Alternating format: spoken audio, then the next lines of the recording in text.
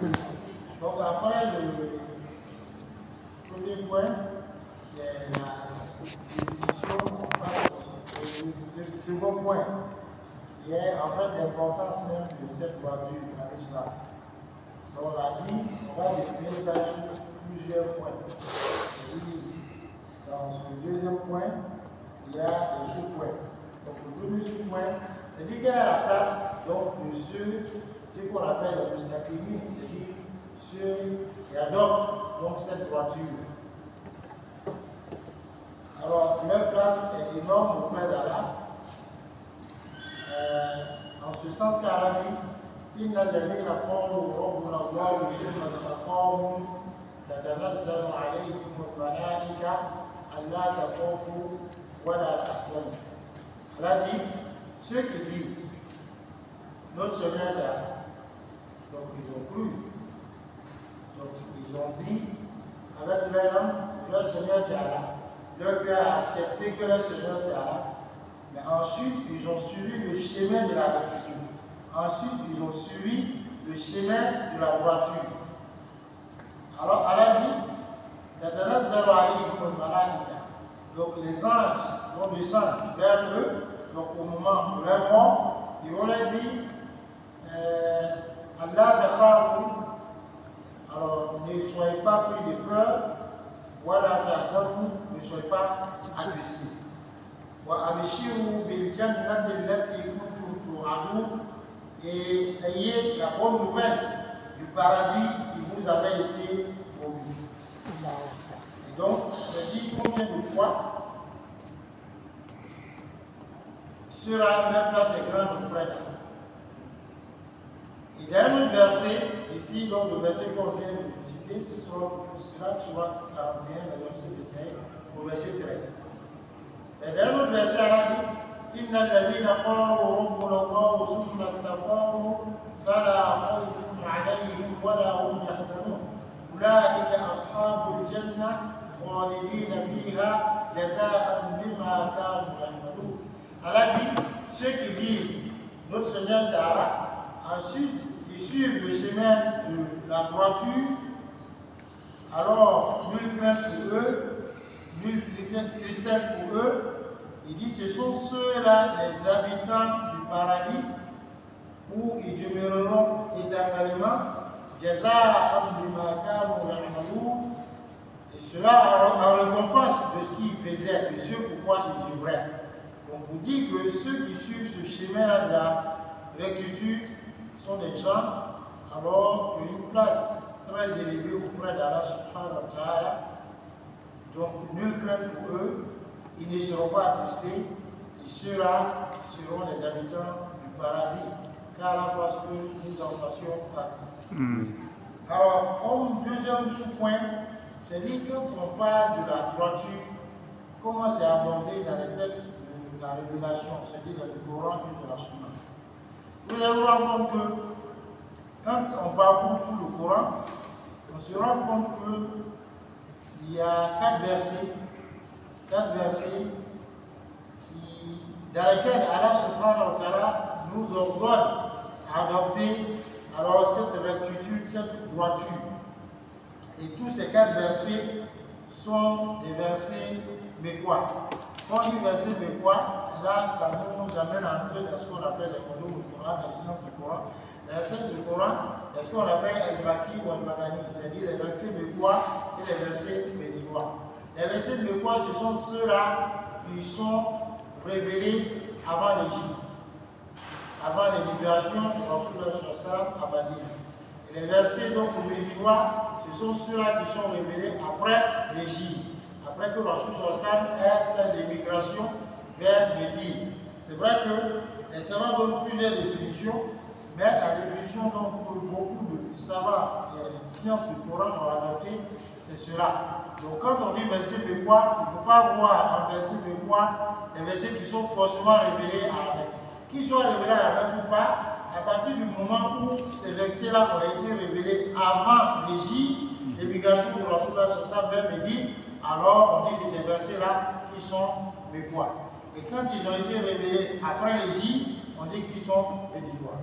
Donc on se rend compte que les versets où Allah nous ordonne à suivre la droiture, à adopter la droiture, donc dans le Coran, sont au nombre de 4 et ils sont tous des versets adéquats. Et cela pour nous dire, c'est une indication, pour dire que, alors, pour que nos cœurs puissent être revivifiés, ils doivent suivre ce chemin de la droiture. On remarque qu'à Makkah, alors les gens venaient d'adopter, d'accepter l'islam. Des gens qui étaient des idolâtres, d'autres qui étaient des poupées de route, d'autres qui buvaient l'alcool, d'autres même qui s'entretuaient. Ils ont délaissé tout ça pour l'islam, mais en même temps, donc des versets à ce moment-là sont révélés pour leur dire de suivre la voie de la droiture. Et cela, c'est la réponse à ceux qui disent, bon, c'est qu'un sûr, quand je vais avoir l'argent, je vais bien suivre la religion. Vous voyez, il y en a qui disent, non, quand je vais me marier, je vais bien suivre la religion. Vous voyez, il y en a qui disent, non, bon, c'est quand je vais atteindre tel âge, je vais bien suivre la religion. Quand je vais avoir cela, ou bien j'attends le mois de carême, ou bien j'attends un temps, alors que le temps est en train de partir. L'un des versets, c'est le verset, un des versets du Surat Al-Fussilat, les versets détaillés, Surat 41. Allah dit Fastaqimu ilayhi wastaghfiruhu. Allah nous demande donc de suivre ce chemin de la droiture et de ne pas dévier de ce chemin et de demander pardon d'Allah. Il y a un autre verset, comme c'est dans Surat Hud, Surat 11, Allah dit Fastaqim kama umirta. Il dit et sur le chemin de la droiture, comme cela t'a été ordonné. Ici, le verset met en exergue l'importance de cette droiture, puisque Rasul même qui est meilleur que tout le monde, Allah lui demande de suivre ce chemin de la droiture. Et il y a un autre verset qu'on trouve dans Surat Al-Shura, Surat 42, la consultation. Allah dit Falizalika fad'u wastaqim, et sur le chemin de la droiture. Et enfin, l'autre verset, c'est le verset de Surat Al-Fatiha qu'on répète chaque jour un grand nombre de fois. C'est-à-dire quand on additionne le nombre de rakats des prières de la journée, ça fait combien? Ça fait combien de rakats? 17. Combien? 17 rakats. Donc, c'est au moins 17 fois qu'on récite Surat, ou bien qu'on fait cette voix qui est dans ce rang l'obstacle. On demande à Allah de nous guider sur le chemin de la droiture. C'est dire combien de fois c'est important. Mais ce chemin de la droiture là, vous remarquez que dans le Coran, Allah, c'est-à-dire, dans le verset, on ne dit pas et guide-nous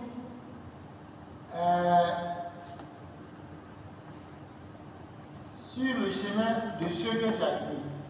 Mais on dit guide-nous sur le chemin de la droiture. Parce qu'en réalité, ce n'est pas eux-mêmes qui sont importants ici, mais c'est le chemin qu'ils suivent là, c'est ce qui a fait de eux des gens qui sont importants. Et Allah nous dit qui sont ceux-là, et donc on demande de suivre leur chemin. Dans Surat Al-Nisa, Surat 4, il dit وَمَنْ يُطِعِ اللَّهَ وَالرَّسُولَ فَأُولَٰئِكَ مَعَ الَّذِينَ أَنْعَمَ اللَّهُ عَلَيْهِمْ مِنَ النَّبِيِّينَ وَالصِّدِّيقِينَ وَالشُّهَدَاءِ وَالصَّالِحِينَ وَحَسُنَ أُولَٰئِكَ رَفِيقًا. Allah dit, celui qui obéit à Allah et à son messager, ce sont ceux-là qu'Allah a comblés de ses bienfaits, c'est-à-dire qui sont les prophètes, les véridiques, alors les martyrs et les vertus. Et quelle belle compagnie de Dieu. Et donc, on voit à travers donc, ces versets combien de fois c'est important de suivre le chemin de la droiture. Et quand on demande à Allah de nous guider sur le chemin de la droiture, en réalité, c'est 3 éléments qu'on demande. Premièrement, on demande la science profitable. Parce qu'en réalité, ce chemin de la droiture, comment est-ce qu'on le suit si on ne sait pas ce que c'est? Et donc ça, c'est à travers la science profitable. Mais deuxième des choses qu'on demande, quand on demande de suivre ce chemin de la droiture, c'est que Allah nous apporte la volonté de suivre ce qu'on sait de cette vérité. Parce qu'en réalité, il y a beaucoup de choses qu'on sait. Mais parmi ce qu'on sait, ce que, alors, on a le bon vouloir donc, de mettre en pratique, c'est peu par rapport à ce que nous on sait. Et la troisième des choses qu'on demande ici, c'est que Allah nous aide à mettre en pratique ce qu'on veut pratiquer. Parce qu'on peut vouloir pratiquer, mais ce n'est pas sûr que parce qu'on veut seulement pratiquer, qu'on puisse pratiquer. Et donc, 3 éléments. La science profitable, mais deuxièmement aussi, on demande à Allah subhanahu wa ta'ala ici de nous donner la volonté de vouloir pratiquer, mais troisièmement, qui nous donne la force et qui nous aide à pouvoir mettre en pratique ce qu'on veut pratiquer. Donc ça veut dire que ici, ce chemin de la droiture qu'on demande, on n'a pas ça à 100%. Chacun d'entre nous, il y a quelque chose qui lui manque sur ce chemin. Et donc c'est ce qu'il doit pouvoir rechercher. Ça c'est dans le Coran. Mais quand on rentre dans la Sunna, on se rend compte qu'un homme, comme c'est venu dans le Mousnad de l'imam Ahmad, un homme est venu au prophète sallallahu alayhi wa sallam et lui a dit, enseigne-moi une chose, ya Rasulallah, en islam, une chose que je devais demander, c'est-à-dire une chose après laquelle je ne vais pas poser des questions à quelqu'un d'autre en dehors de toi. Et Rasul lui a dit, sallallahu alayhi wa sallam, dit, Amantu billah, summa istaqim. Dit, je crois en Allah subhanahu wa ta'ala, je suis le chemin de la rectitude. Ça veut dire que si quelqu'un dit qu'il est croyant, ça ne suffit pas. La foi, c'est quoi? C'est une conviction du cœur, c'est une prononciation donc, de la langue, c'est aussi une pratique par les membres. Quand on a dit là, c'est dit on est convaincu qu'il n'est point de divinité digne d'être joué en dehors de là. Ça, c'est la conviction du cœur. Mais il faut prononcer, mais il faut aussi mettre en pratique. Donc, si on dit qu'on est croyant et qu'on suit un comportement tordu, qu'on a un mauvais comportement, qu'on veut vivre comme on veut, on veut dire ce qu'on veut, on veut dire ce qu'on pense, sans restriction, ça veut dire que notre foi a pris un coup, ça veut dire qu'il y a un problème. Donc, c'est en quelque sorte une sorte d'engagement. De telle sorte que cette république, cette droiture-là, devienne un idéal à rechercher pour que ça devienne pour nous un combat de tous les jours. Ça doit devenir, c'est-à-dire, alors, notre mode même de vie. Donc, ça nous amène à être musulmans en entièreté, comme Allah a dit, Ya ayyuhallazina amanu udkhulu fis-silmi kaffa. Oh, vous qui croyez, entrez en intégralité dans la religion. Donc, il ne s'agit pas d'avoir un pied dedans, un pied dehors. Quand on apprend la compréhension. Il est venu dans la sunna de l'imam Tirmizi que Rasulullah sallallahu alayhi wa sallam, il a fait des recommandations à 2 compagnons, Abu Zar et Muaz au Jabal. Et dans ces recommandations qu'il leur a faites, il leur a dit à chacun d'entre eux, Ittaqillah aïsuma kunt. Crains Allah où que tu te trouves. Donc ici, il dit crains Allah où que tu te trouves. Alors, le fait donc de dire de craindre Allah, c'est une partie de la droiture. Mais ça ne suffit pas. Il dit où que tu te trouves. Donc cela demande à être constant dans notre crainte à Allah, à être persévérant dans notre crainte à Allah, à être quelqu'un donc qui observe cette crainte d'Allah subhanahu wa ta'ala à tout moment, en tout lieu. C'est pourquoi Suleiman alayhi salam, il dit que Allah nous a accordé ce qu'il n'a pas accordé aux autres personnes, en termes de richesse. Et il nous a enseigné, en termes de connaissance, ce qu'il n'a pas enseigné aux autres. Ici, il rappelle les bienfaits qu'Allah subhanahu wa ta'ala lui a accordé, comme c'est dit dans Surat Al-Nam, il dit wa utina min kulli shay. Et il dit de tout cela, c'est-à-dire de tout ce qu'Allah nous a enseigné et de tout ce qu'il nous a accordé, on n'a pas trouvé meilleur que 3 choses. Et parmi ces 3 choses, il dit la crainte d'Allah subhanahu wa ta'ala en secret comme en public. Et c'est cette crainte d'Allah qui doit nous animer. Et Abdullah bin Amr bin al-As, il rapporte que Muaz bin Jabal, lorsque il a voulu effectuer un voyage, qu'il a demandé conseil au prophète sallallahu alayhi wa sallam, il a dit au prophète sallallahu alayhi wa sallam, donne-moi un conseil. Rasul lui a dit sallallahu alayhi wa sallam, qu'il a craint Allah. Et il s'est limité à cela. Muaz bin Jabal lui a dit, il faut m'en rajouter davantage, il faut me donner plus de conseils. Et il lui a dit, Istaqim wa hassin khulukak. Il dit, sur le chemin de la droiture. Donc c'est comme ça que Rasulullah sallallahu alayhi wa sallam conseillait ses compagnons.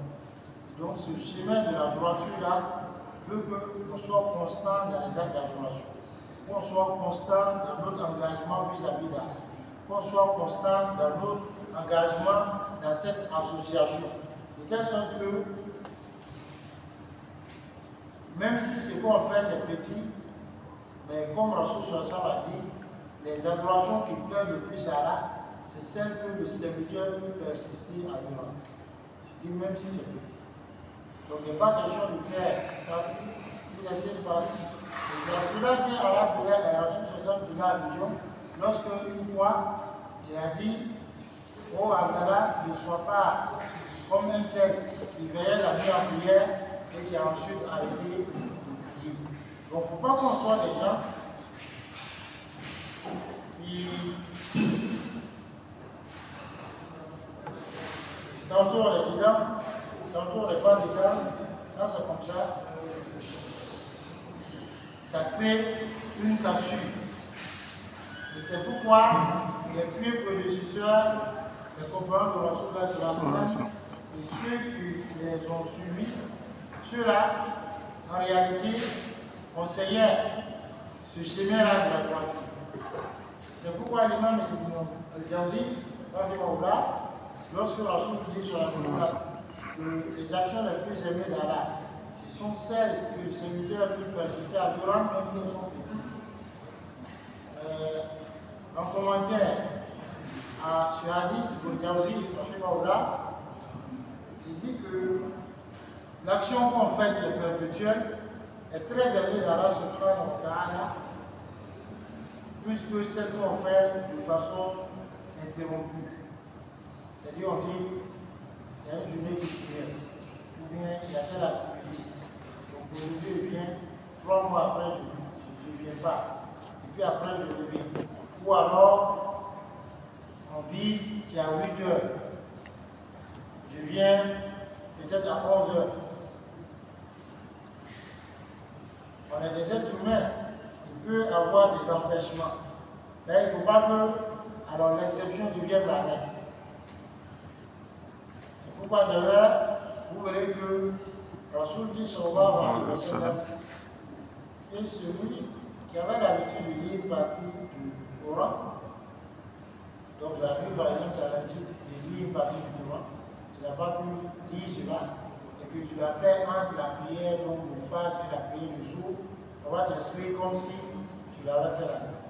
Et Rasul même sur ça, lorsqu'il manquait une prière nocturne, c'est là où tu parles de nawafil, des actes surrogatoires, à cause d'une maladie ou autre, il rattrapait cela en faisant 12 rakats la journée. tout ça, on voit. Donc, on voit qu'on est étonné, 12 rakats à la journée. Pourtant, souvent, nous-mêmes, c'est-à-dire, en dehors du cas de vouloir compenser ce qu'on a raté la nuit, même en pleine journée comme ça, faire 12 rakats sur la journée, c'est pas évident. Et donc, c'est de cela qu'il s'agit. Et donc, Ibn Jawzi, il dit que l'action qu'on fait, qui est perpétuelle, dans laquelle on est constant, est bien aimée d'Allah subhanahu wa ta'ala, puisque celle-là qui est découpée, celle-là qui est interrompue, de deux façons. Parce que celui qui fait une action, et puis il vient interrompre, et puis il délaisse un moment, c'est comme quelqu'un qui se détourne de cette action. Et on a vu, parmi les plus grands des péchés, c'est le fait que Allah a enseigné le Coran à quelqu'un, il a mémorisé, et par négligence, il oublie ce Coran.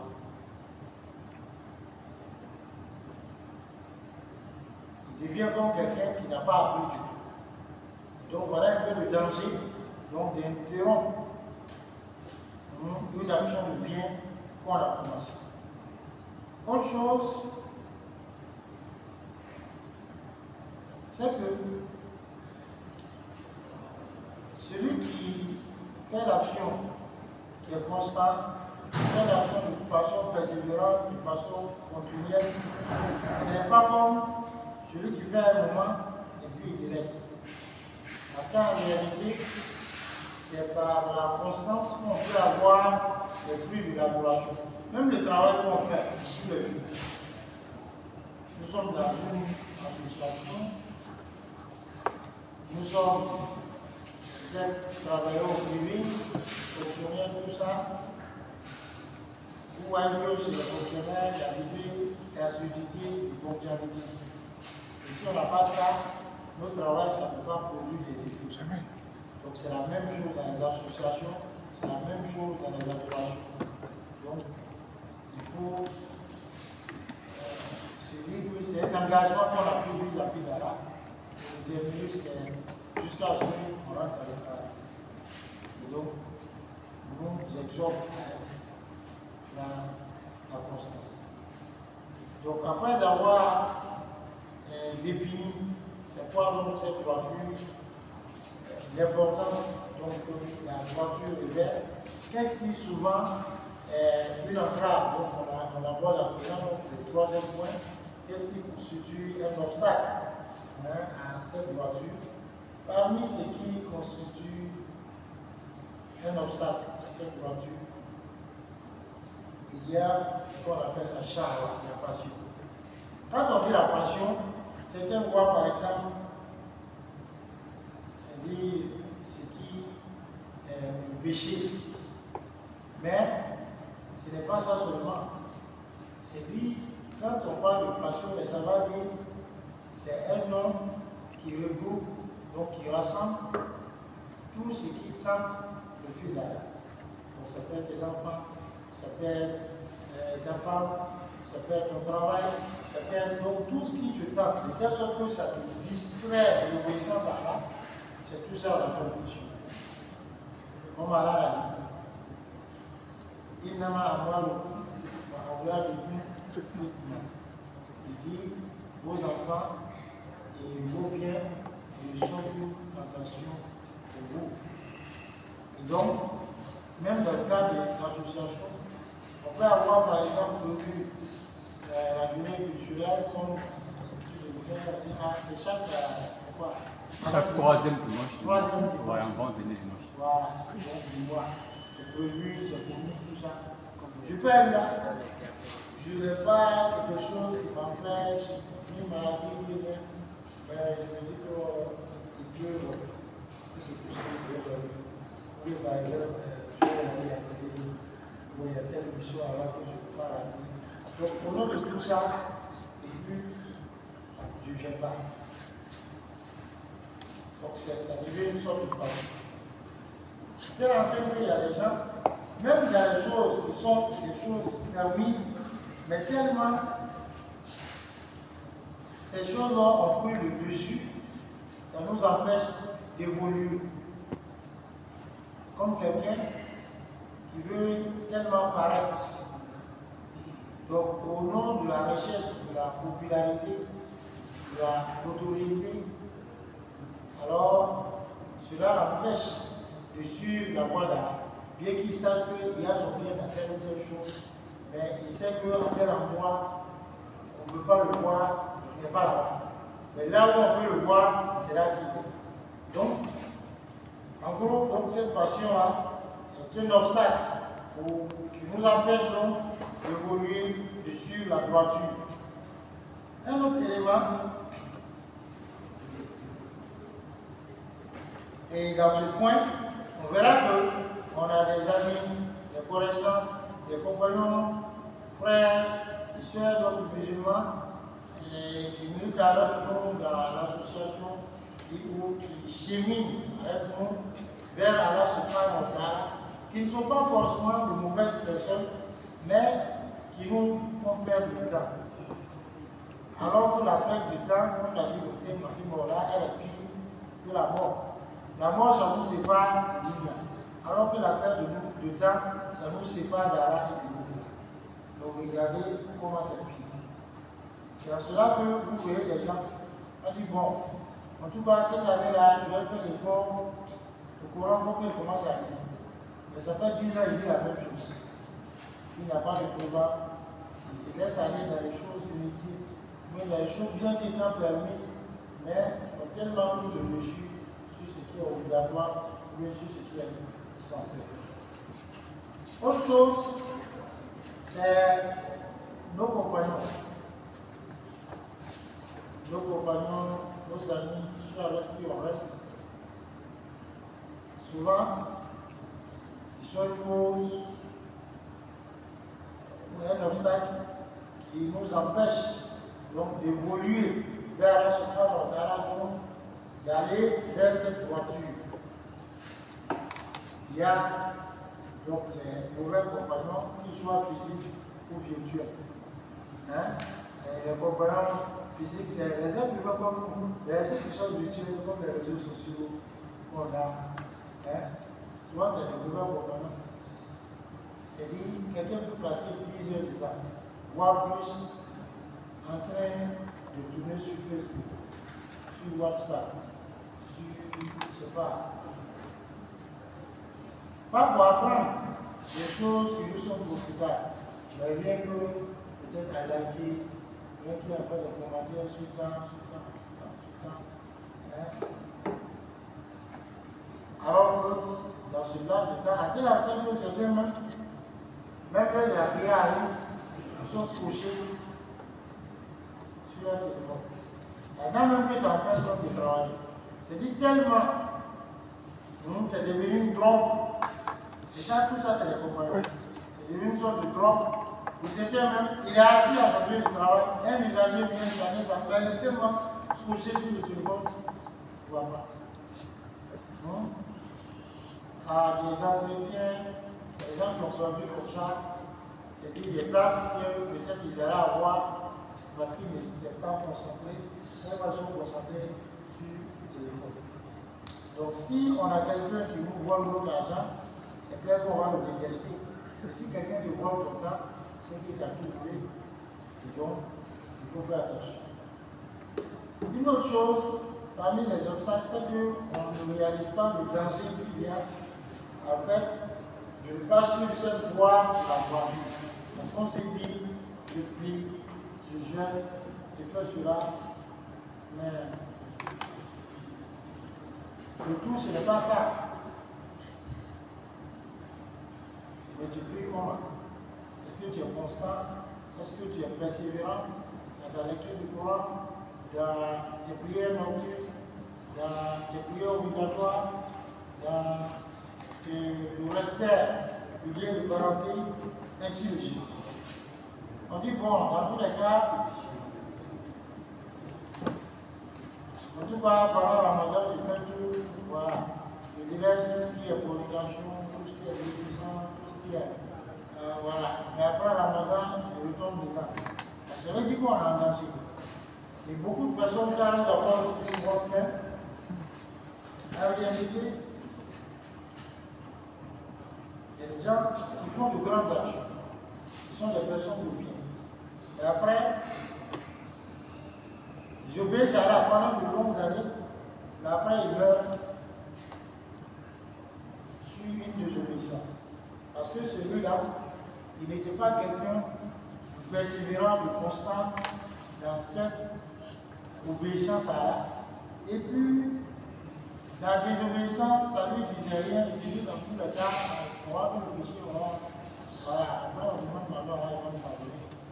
Il nous a dit, il y a là, il nous pardonne. Allah dit, Nabi ibadi, anni ana al-ghafur rahim, wa anna azabi huwa al-azab al-alim. Allah dit, informe mes serviteurs que je suis le pardonneur de miséricorde. Mais informe-les également que mon châtiment est le châtiment de Dieu. Donc le tout n'est pas de dire qu'Allah est le grand pardonneur, mais Allah est le pardonneur de ceux qui méritent vraiment le pardon. Allah dit إني لغفار لمن تاب وآمن وعمل صالحا ثم اهتدى. Allah dit que je suis grand pardonneur pour celui qui s'est repenti, qui a cru et qui a suivi le chemin de la vie. Donc si tu n'as pas rempli ces conditions-là, c'est difficile.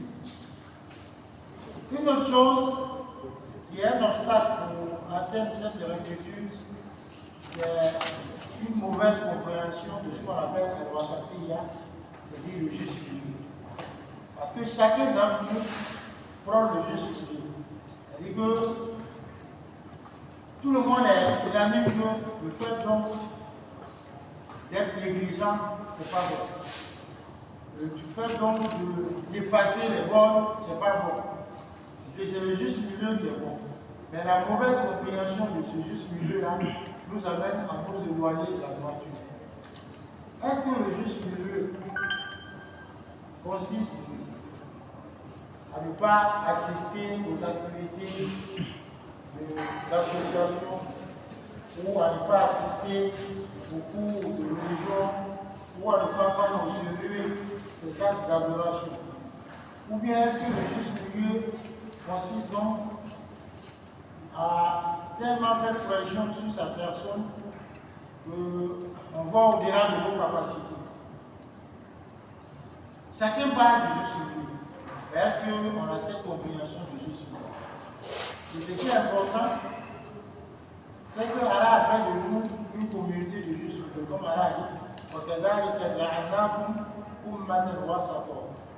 Allah a fait de nous une communauté de juste milieu.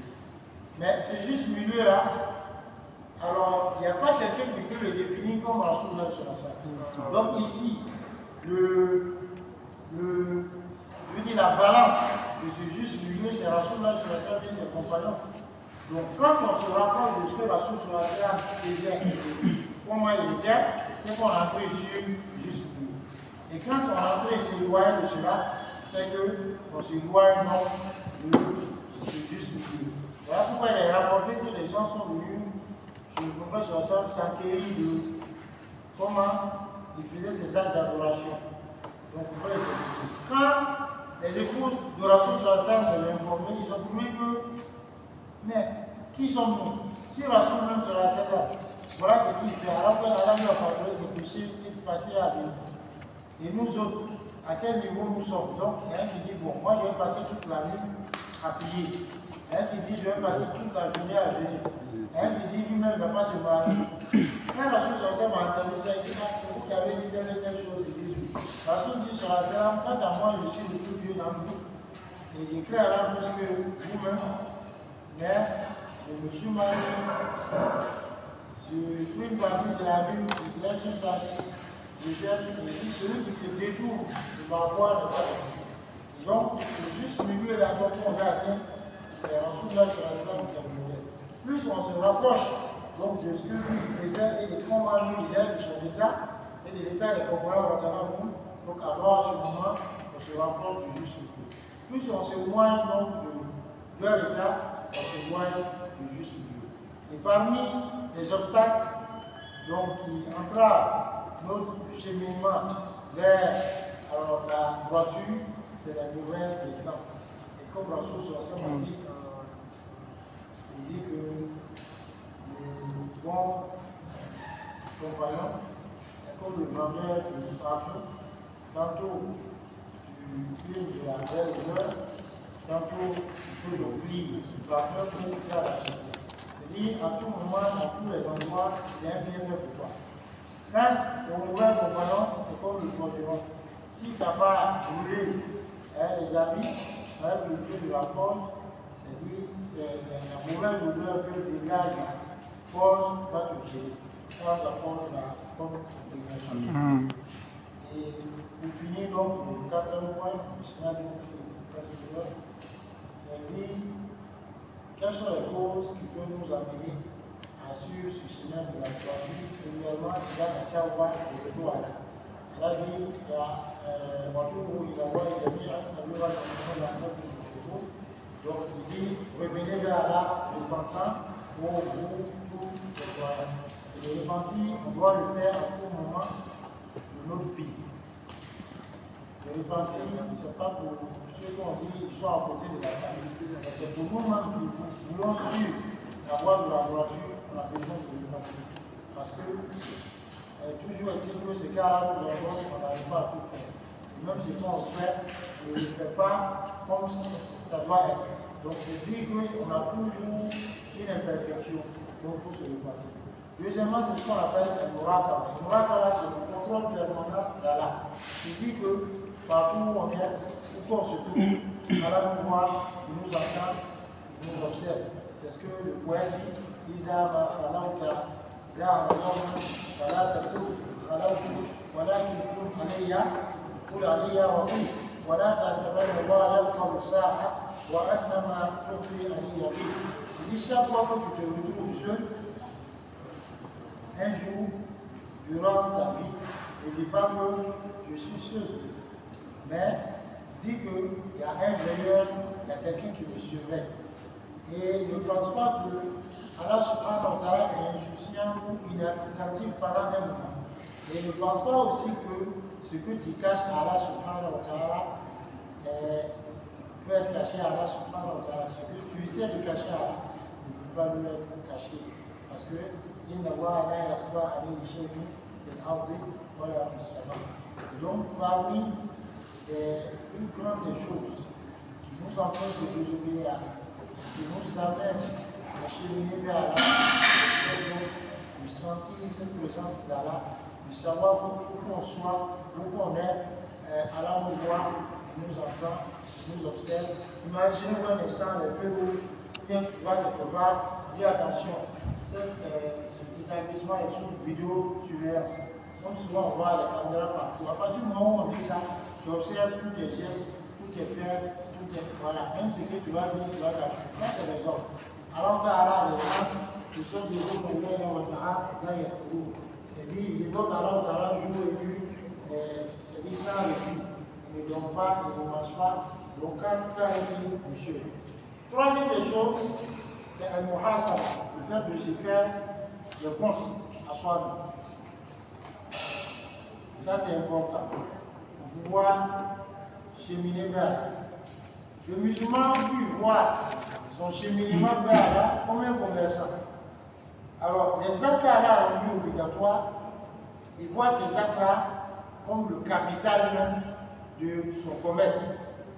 Et les actes qui sont surrogatoires, il voit ces actes-là comme le bénéfice.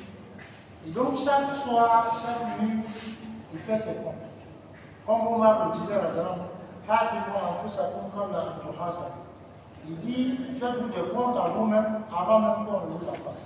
Parce que chacun d'entre nous, quel qu'il soit, que ce soit destiné au paradis ou à l'enfer, dans le présent de l'enfer, tu auras à être interrogé par là sans qu'il y ait un quelconque intermédiaire entre toi et Allah. Allah va t'interroger sur ta vie, sur ta jeunesse, sur ta science, qu'est-ce que tu en as fait, et aussi sur la fortune, comment tu l'as acquise et comment tu l'as dépensé. Donc, chaque fois on fait le point. Et quand on parle de ce qui est obligatoire, c'est ce qu'on est obligé de faire, et puis il y a ce qu'on est obligé de laisser. Donc la désobéissance, quand tu fais le point, tu vois que par rapport à ça, Allah nous demande de baisser le regard. Allah nous demande de laisser la médisance. Allah nous demande de laisser le mensonge. Allah nous demande de laisser ceci et cela. Donc par rapport, quand je fais le bilan dans la journée, qu'est-ce que j'ai pu délaisser de tout cela? Donc, s'il y a des choses que je n'ai pas délaissées encore, il faut se repentir. S'il y a des torts qu'on doit pouvoir réparer, il faut les réparer. Si parmi les actes obligatoires, il y a des choses dont je n'ai pas fait, il faut pouvoir s'atteler à le faire. C'est qu'on doit pouvoir rattraper, il faut le rattraper, et ainsi de suite. Quand on a fait les actes obligatoires, c'est nos bénéfices. Et en tant que bénéfice, on se doit donc d'observer ces actes-là surrogatoires. Et ça, ces actes surrogatoires, ça ne doit pas être comme quelque chose qu'on dit, dans tous les cas, c'est pas obligatoire. S'il ne fait pas, là, on ne va pas nous demander. Mais plus tu délaisses les actes qui sont surrogatoires, tu auras tendance à délaisser ce qui est obligatoire un peu. C'est comme il y a des choses, il y a des actes qu'on dit qui sont makruh. C'est-à-dire que c'est non recommandé. Tu délaisses ces actes-là qui sont non recommandés. C'est-à-dire des actes qui sont non recommandés. C'est-à-dire, si tu fais, tu n'as pas de péché. Mais si tu laisses, c'est ça qui est péché. Tu dis, bon, dans tous les cas, on dit que même si tu fais, tu n'as pas de péché. Tu restes dans ça un peu jusqu'à ce que tu tombes dans ce qui est interdit. Et donc, il faut faire attention, faire son point. Et quatrièmement, pour terminer, c'est ce qu'on appelle un jahada. Donc, le fait de faire l'effort sur son âme. Parce que l'âme est incitatrice, je crois, comme Allah a dit, il faut savoir que le plus grand de nos ennemis, c'est notre âme. Voilà pourquoi les gens accusent le chétan. Mais qui a fait le chétan lui-même chétan? Quand le chétan a dit, je suis meilleur que lui, je suis meilleur que lui, c'est son âme qui lui a suggéré cela. Et voilà pourquoi, vous verrez qu'on dit dans le Ramadan, par exemple, que les diables sont enchaînés. Mais malgré ça, les gens sont dans le péché. Maintenant, après Ramadan, ils doivent nous arriver à la péché. Donc à ce moment, est-ce que c'est le diable? C'est-à-dire qu'il y a un diable qui a lui même qui est plus fort que lui, c'est ça qui est son âme. C'est ça qu'il faut pouvoir combattre. Et voilà pourquoi la Sourate dit le paradis a été entouré donc des choses que l'âme aime. Pardon, que l'âme déteste. Et l'âme a été entouré des choses que l'âme aime. Donc, c'est à nous de faire ce combat. Et c'est ce plus grand combat qui nous est demandé. Combat de notre âme. Alors, de quelle sorte qu'on adopte, et c'est ça qui fait de nous un homme qui chemine vers une femme qui chemine vers Allah subhanahu wa ta'ala. Sinon, ce qu'il y a dans toutes les autres personnes qui les amène à regarder ce qui n'est pas bon, ou à écouter ce qui n'est pas bon, ou à dire ce qui n'est pas bon, ou à penser ce qui n'est pas bon, c'est cette même chose qu'il y a. On a toute cette capacité. Mais c'est notre capacité à dompter notre âme, à forger cette âme-là, à corriger notre âme. C'est ce qui fait qu'on est différent de toute personne. Car nous avons la bonne compagnie. Amen. Car nous aidons donc à suivre ce chemin de la droiture pour à la fois se